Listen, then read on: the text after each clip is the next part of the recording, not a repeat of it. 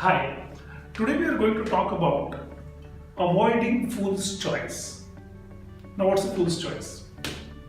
So, all of us face a lot of dilemmas about career choices, about choices when we are introducing new products, new services. And those choices are typically circling around an or. Now, what is the or? So, I say, I'm now choosing to do a completely new career. Do I have to give my seniority away? I'm choosing a new services or new product to go to the market. Do I have to give my profitability of my established market away? So there is a lot of these or choices that give us a lot of dilemma.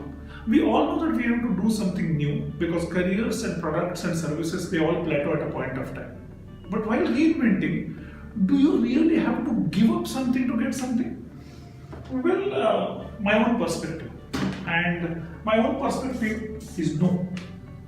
If you really have to do a choice of a new career, a new services, new product, whatever new you are doing, the whole trick is about enjoying that whole process. And to my mind, the or should be replaced by what I call an and. Okay? Now that leads to another question. Are my investments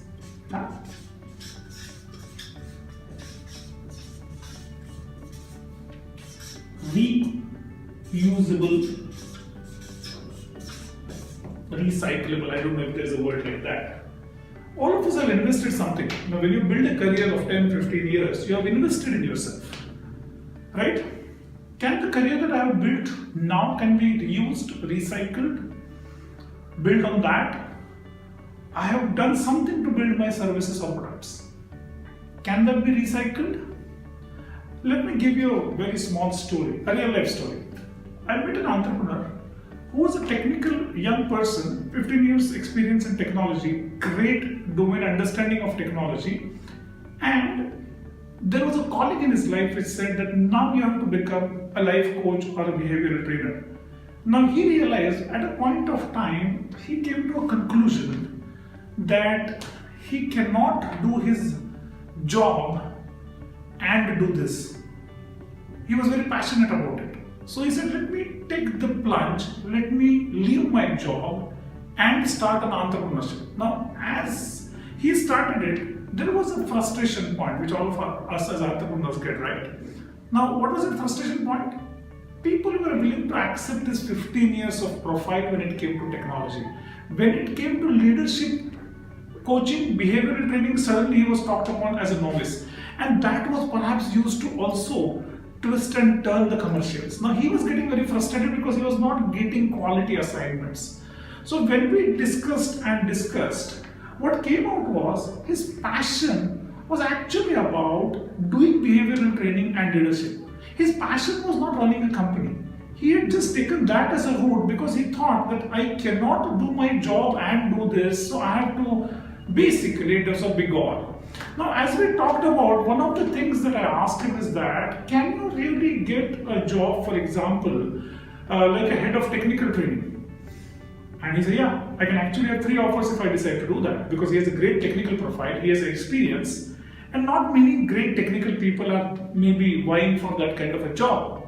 So there's no murkiness, there's no great competition to that job as a coveted job. So then we discussed saying that if you get into a 10,000 people technology company as a head of technical training, you have a captive audience of 10,000, right? You approach your HR, you already have built programs. I don't see any reason why they would not say no. Cost is a big issue today everywhere. So if you have a good in-house program, why would somebody say no, right? So do that. And the moment you start doing that, you are actually taking away the whole nightmare of how do I sell myself, because now you have an audience and you can focus on what you really want to do. If you do this for 2 to 3 years, nobody is going to ask you these questions about your seniority should you decide to branch out on your own, but that's again your choice. So basically build an and. Don't give up your seniority.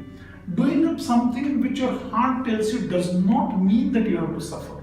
you basically can build on something that you already have.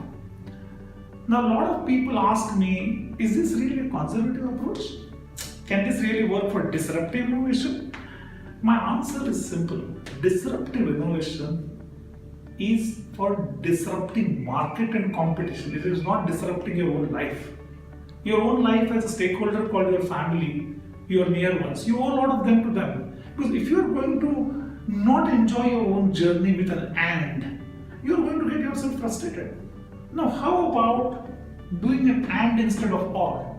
And the trick is very simple. You have to take a stock of your own strength as a bunch of reusable assets and check out what is it that I can reuse in this.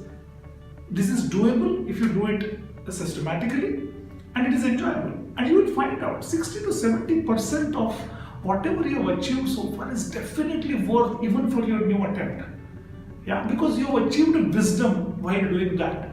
So when you do this, create an and, find a new journey and enjoy the new journey. Now, if you ask me, how do you make a right choice about what I should choose? Well, that's for the next session. I hope you enjoyed watching this video. Contact us anytime at Harmony Consultants and do send us your queries on queries@harmonyconsultants.in. Thank you.